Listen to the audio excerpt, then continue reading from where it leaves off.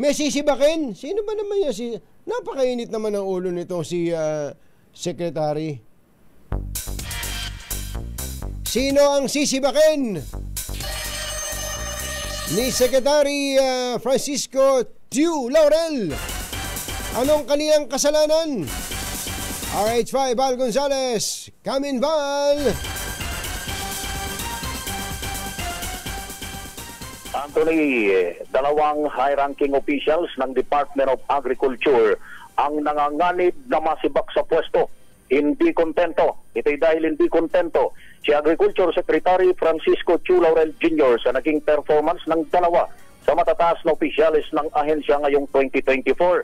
Sa isang event na dinaluhan ng kalihim, tahasang sinabi ni Secretary Laurel na hindi nagampanan ng dalawang hindi pa pinangalan ng opisyal ang kanilang tungkulin. Pero paglilinaw ng kalihim, sa kabuuan ay naging maayos naman ang trabaho ng mga kawanit, iba pang mga opisyalis ng DA maliban sa dalawang opisyal na ito. Bukod sa ayaw pangalanan ng kalihim kung sino, ay ayaw rin itong sabihin kung anong pwesto at kung anong sektor o opisinang hawak ng dalawa. Aniya, bigong makamit ng mga itong tamang pagtugon sa kanilang dapat ay trabaho. Mataas niya ang kanyang expectation dahil nasanay siya sa pribadong sektor. Ayon pa kay Laurel, kinausap na niyang dalawang opisyal at binibigyan niya ito ng 6 na buwan para ipakita kung kaya ng mga itong kanilang trabaho. Narito pakinggan natin si Agriculture Secretary Francisco Tiu Laurel. My expectations are quite high. So they fell short? Fell short. Hindi naman yung totally negligible sa task nila. Hindi, ayaw ko lang nangyayari sa dalawang lusek. Ako pa yung kailangan tumutok para matapos. Mula sa Quezon City. Wala bang clue? Ayaw magbigay ng clue. May kinalaman ba to sa rice importation? wala ring binanggit pero ang dami kasing mga undersecretaries at ang dami ring mga attached agencies ang Department of Agriculture. Napakalaki ng DA Val. Sobra. Kaya ang totoo nun, yan ang isa sa pinakamahirap sigurado i-manage dahil sa dami ng attached agencies dyan, ano? Oo, correct.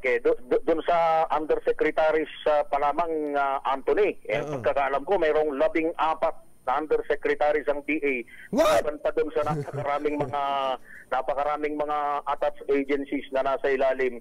Meron akong paiimbestigahan sa iyo, Vala. Pero ito, bibigyan kita ng clue. Isang government attached agency ng Department of Agriculture. Alam mo kung ano inasikaso, inatupag at pinagkagastusan nung kamakailan lang?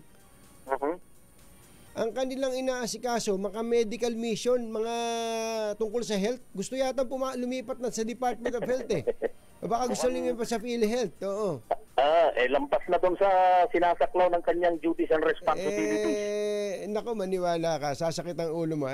I-message kita minsan para malaman mo. Talagang kaya naiintindihan ko si Secretary Francisco Tiu Laurel eh. Tagaling sa pribado yan, ayaw niya ng mabagal at ayaw din niya ng korap. Dismayado. Alam mo ba, may binabanggit pa siya, Anthony. Meron daw siyang isang napasok na opisina ng isang mataas na opisyal. Sabihin na natin dating mataas, hindi naman na sa ngayon. Dating mataas na opisyal ng DA nung kauupo niya. Abay, niwala man lang daw whiteboard doon sa opisina. Pero Anthony, ito matindi. Merong 4 na kitchen sa loob ng kanyang opisina. Baka karinderya yun. Kaya ramdam na ramdam mo, Anthony. Nabubusit eh, no? Yung pagkadismaya ng kalihim ni Secretary Laurel dito sa, sabi mo nga, napakalawak na ahensya, isa doon sa pangunahing ahensya ng gobyerno. Paano pa magpaparaffle sa media yan? Wala na siguro. Kung naiinis. Wala na. Saka, alam mo naman, Anthony, merong direktibang Pangulo tungkol dyan. Tama. Administrative order pa nga, Anthony. Kasama ba yung media doon? Yung year-end party ng media? Kasama ba doon? Kasama yun. Ramdam na ramdam ng piloto mo, Anthony. Sa ibang ahensya ng gobyerno. Yung sabi ng Pangulo, hindi dapat na lavish yung Christmas party na isasagawa. Ano ba ibig sabihin ng lavish? Yung magarbo. Yung, magarbo. Pwede naman, wag lang magarbo, ganun. Pwede naman, wag lang yung magarbo. Yung tamang paggunita o pagdiriwang lang sa Kapaskuhan. Yung gano'n, na magkita-kita, dinner, kain lang, yun yung binabanggit ng Pangulo. Na sa ngayon, tinutupad naman ng maraming mga government agencies na nandito sa Quezon City. Ako, si Val Gonzales, TZRH, una sa Pilipinas, una sa Pilipino. Masamang tao lang ang takot sa dalawang to.